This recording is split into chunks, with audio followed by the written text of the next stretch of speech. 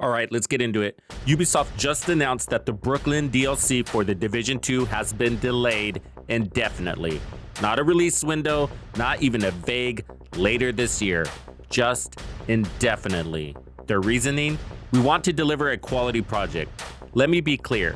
This isn't some fanboy fluff or sugarcoating take. This is real talk. The same real talk you can always expect on this channel. I'm not surprised of this delay, and I have been preparing the community for it. But I gotta say, this type of delay is a joke, and it's about way more than quality. We're about to get into it and rip them a new one. Let's do this. Wait, did we just become best friends? So nice to meet you. I think you're cool. Piece of shit wristwatch. So The Division just announced on X the Brooklyn DLC has been delayed, and they say it's not by a day, not by a week, but don't expect it in year 6 without giving us a when to expect it. This is an indefinite delay. We could take all the guesses we want about when it's going to come out, but it doesn't matter. We have an open-ended problem here. We don't have a date to hold them accountable to. That's a big problem in my book. And come on, let's stop pretending this is about quality. Here's how we got here. The Brooklyn DLC was announced way back on June 12th of 2022 at Ubisoft Forward. It's 2025, and they had obviously already been working on it before the announcement.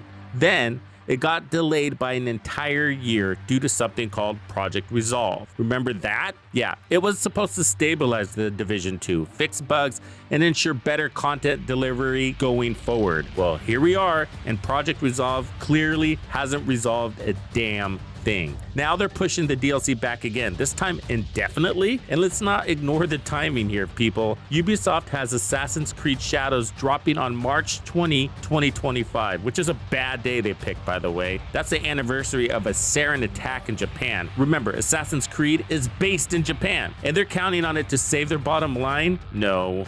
Ubisoft's financials aren't in great shape, and Shadows is their golden ticket, or at least they hope it is. You see, the Brooklyn DLC isn't delayed because of quality. It's delayed because Ubisoft is putting all their resources into Shadows. Here's the kicker, Shadows might not even be the savior they need. They recently held a playtest for select creators, you could check it out online, and while the game is reportedly good, it's not blowing anyone's mind. Early feedback is saying it lacks that wow factor, and this is the game Ubisoft is banking on to save them. That's a pretty shaky foundation. But let's step back and look at the bigger picture, because this delay isn't happening in a vacuum. Ubisoft has been stumbling all over the place with their other projects. Prince of Persia, yeah, straight up canceled after years of delays and failed development. The Division Heartland, yeah, sorry to bring up this old wound, but that standalone free-to-play spinoff announced back in May of 2021 also canceled after multiple delays. Then there's the Division mobile game, Resurgence. It's been delayed multiple times, and while Ubisoft keeps posting job listings to make it look like the project's alive, I'm not fucking buying it. Who wants to join a team working on a sinking ship? Do you? Hey, I'm going out of business. We're hiring. Think about it, guys. I know the fanboys are trying to make it all look good for you, but come on, man. We're capable of thinking. You can't fool us. And let's not forget Assassin's Creed Shadows. Itself was delayed for quality reasons too. So when Ubisoft says Brooklyn's delay is about quality, how seriously are we supposed to take that? They've been using quality as a smokescreen for years. Look at the reputation. At this point, it just sounds like corporate PR to cover up deeper issues. Look, I know there's a few of you that are probably thinking like, hey, quit bashing the Division 2 all the time. They keep giving me bad news to report to you, and I'm gonna give it to you straight. I'm sorry, but not sorry. They're doing it, not me. Anyways, speaking of deeper issues, here's something else to consider. Ubisoft just announced studio closures and laid off 185 employees right before this delay was announced. Coincidence? Maybe.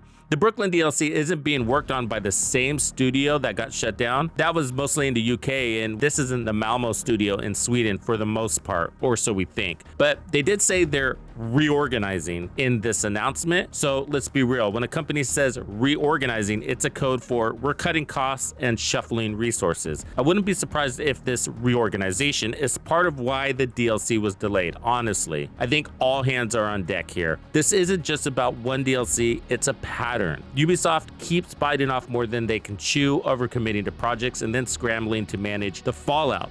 Just look at their lack of record over the past few years. Skull and Bones was delayed so many times it's a running joke. Prince of Persia remake, announced, delayed, and canceled. The Division Heartland, announced, delayed, canceled. Division mobile game, announced, delayed, went invisible, stuck in development hell, probably going to be canceled. Assassin's Creed Shadows, delayed, and now getting lukewarm feedback from early playtests. And now the Brooklyn DLC for The Division 2 joins the list. Guys, listen. Yannick himself said, hey, this game doesn't have the scope of something like Warlords of New York, which was an expansion. This is just a story DLC with a new area to play and some side missions, but mostly story. There wasn't supposed to be any critical game mechanics added, reworked, improved, nothing. We're beyond that. How has this project that has been in development for 3 years now doesn't already have the quality?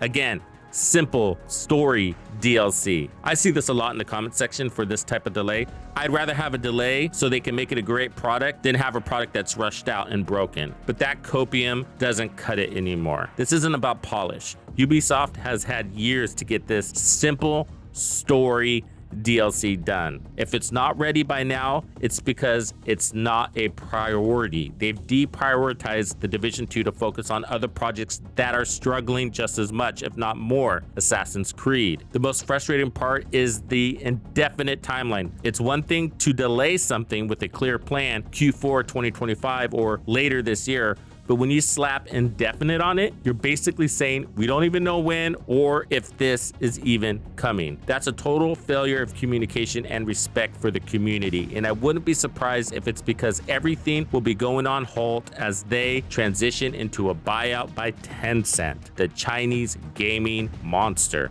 And let's be honest, the only reason The Division 2 is still alive is because of its hardcore fans. We have stuck with this game through content droughts, buggy updates, and broken promises. But delays like this, paired with a lack of transparency, are how you lose that goodwill. So yeah, the Brooklyn DLC delay wasn't a surprise, but it's still a gut punch. They owe us so much more than vague promises and corporate PR bullshit. They need to be upfront about what's going on. Give us a real timeline and stop stringing the community along. I hate that I saw this coming, but Ubisoft, Massive, The Division 2, these developers, they're very predictable. And it makes me sick when I see this type of stuff being left out of Division 2 coverage. I feel like it's toxic positivity, almost like they're on the payroll. But hey, maybe I'm overthinking it. What do you think? Is there still hope for the Brooklyn DLC? What about the Division 3? Drop it in the comments below and let's hash it out. Thank you for hanging out with me. I'm Tuxedo Bandido, and if you found this video helpful, be sure to hit the like, subscribe, and turn on your notifications so you don't miss out on the good stuff I have coming for you. And if you like content like this, be sure to check out the video I have recommended for you right here. If you have anything you would like me to cover, be sure to let me know in the comments below. And thank you to all the channel members and donors who make things possible. Tux Nation wouldn't be the same without you.